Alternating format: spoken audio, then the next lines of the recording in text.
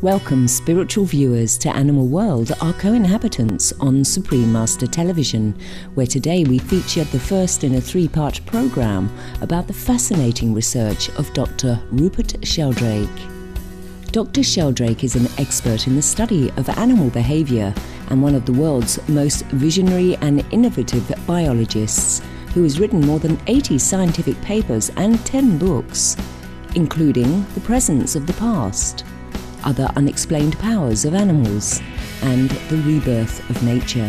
He studied biochemistry and other natural sciences at Cambridge University in England and philosophy at Harvard University in the United States, before returning to Cambridge for a PhD in biochemistry. In the area of research, Dr. Sheldrake is well known for his pioneering studies on animal telepathy and behavior, from which he concluded that our animal friends possess high intelligence and deep emotions, as well as the ability to know our thoughts and intentions. He has proven what many animal caregivers have instinctively perceived, that there is a strong telepathic force connecting us to our animal companions, and this telepathic ability does not diminish with distance. His notable work in animal behavior is helping humans form closer bonds with the animal kingdom and establish better interaction with their animal friends. We now welcome Dr. Rupert Sheldrake to our show. I'm a scientist, I'm a biologist, and I've studied plant development, animal biology. I've done research in animal behavior for years now and in unexplained aspects of human behavior. Many people have found that their dogs or cats seem to know when they're coming home. In millions of households around the world, on a daily basis, dogs go and wait at a door or window when someone's coming home. Now, is this something that's telepathic? Is it just a matter of routine? Is it a matter of picking up clues from people at home? These are the questions that come up when you think about this. I found that most of my scientific colleagues just dismissed the phenomenon. They said, oh, it's just routine, or it must be hearing a familiar car engine, or something like that. I was convinced there was more going on, because I had so many stories from people that showed that something real seems to be happening here. In some cases, the dogs wait 10 minutes, 20 minutes, half an hour before the person comes home. I set up a whole series of experiments to test it. The question is, do dogs really know when people are coming home by telepathy, or is it just a matter of routine, doing it at the same time every day, or hearing a familiar car sound? That's why I started a series of experiments with JT, a terrier that lives in the north of England. JT used to wait at the window when his owner was coming home, and he did this on a regular basis almost every day, even when she came at different times. So what we did was experiments where we had her go at least 5 miles away from home. Then we had her come home at random times. I signaled a random time to her by a telephone pager. She didn't know when she was going to go home until she got the signal. To avoid familiar car sounds, she traveled by a different taxi each time.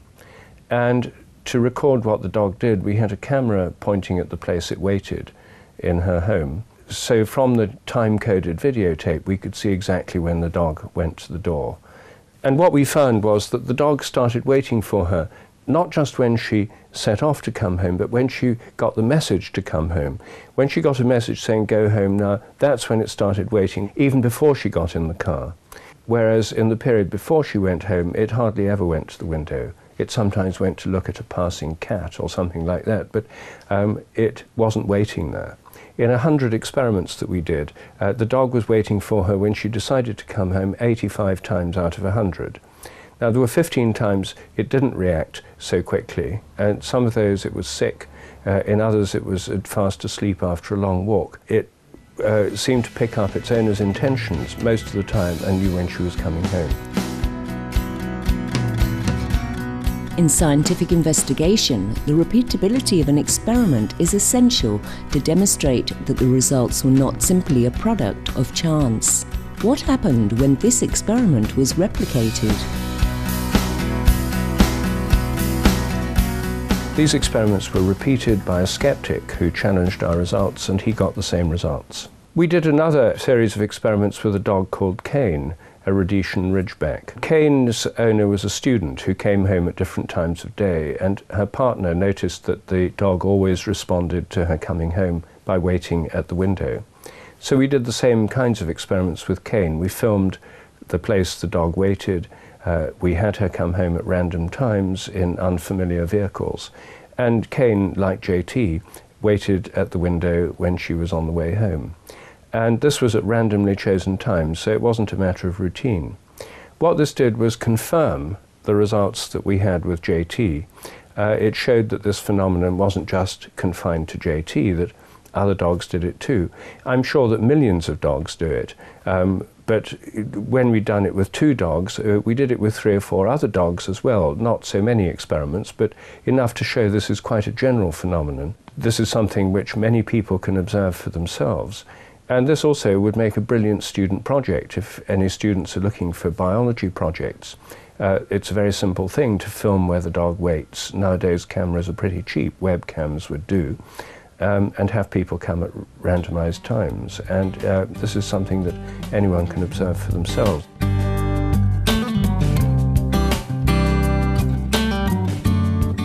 Dr. Sheldrake has also performed experiments that have demonstrated our canine companions are able to perceive when we are thinking about them.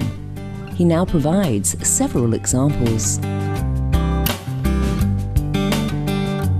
There are lots of ways that animals pick up their owner's intentions. When they're at home, they often know what their owner's intending. Some dogs, for example, pick up when their owners are planning to take them for a walk. Now, obviously, it's not very surprising if the owner says, "We're going for a walk," and gets out a lead and puts their coat on. That's pretty straightforward. But some people have found that their dogs pick up their intention to take them for a walk when they're in another room. For example, one woman told me she's working at her computer. It was a lovely day outside. She suddenly thought, well, this is really boring. I need a break. I'll take the dog for a walk. And about 10 seconds later, the dog bounced into the room looking very excited and obviously knew that she was going to take it for a walk. We've done experiments on that too. We did them with a woman who lived in the north of England who had 5 dogs, and we shut the dogs in an outbuilding outside her house. We filmed them. And then at a randomly chosen time, she decided to take them for a walk and thought about it for 5 minutes before she actually went and took them for a walk. And what you see on the film is that most of the time they're just lying around, and then they start getting quite excited. One of them went to the door first, then the others followed, and by the time she actually opened the door to take them for a walk, there was a little semicircle of 5 dogs sitting around the door looking expectant. We did this several times, and it was quite clear that these dogs really were responding to her intention. Dogs can pick up people's emotions in other ways too. They know when they're going to be fed sometimes. Many of those who care for an animal companion have observed, on occasions, the animal's unexplained perceptiveness. For instance, it has been documented that some animals, such as cats, may behave strangely prior to an earthquake. There is also much evidence that animal companions can immediately sense major events that have occurred in their human friend's life. Some dogs know when their owners have had an accident when they're away from home, or even when their owners have died. We have many cases on our records of dogs that howl for no apparent reason when their master or mistress dies in an accident. And often the people looking after the dog don't know why the dog's behaving that way until a phone call comes, and then they find out. Now obviously in cases like that we have to rely on spontaneous cases. We can't ask people to die at random times so that we can observe their dog. So we can't actually do experiments there, but I appeal for information from people. We now have an internationally based database with more than 5,000 case histories of dog and cat and other animal behavior. And it's quite clear that these are repetitive patterns. They've been observed all over the world. So I don't have any doubt that dogs can be telepathic with their owners from a distance, as well as when they're close by.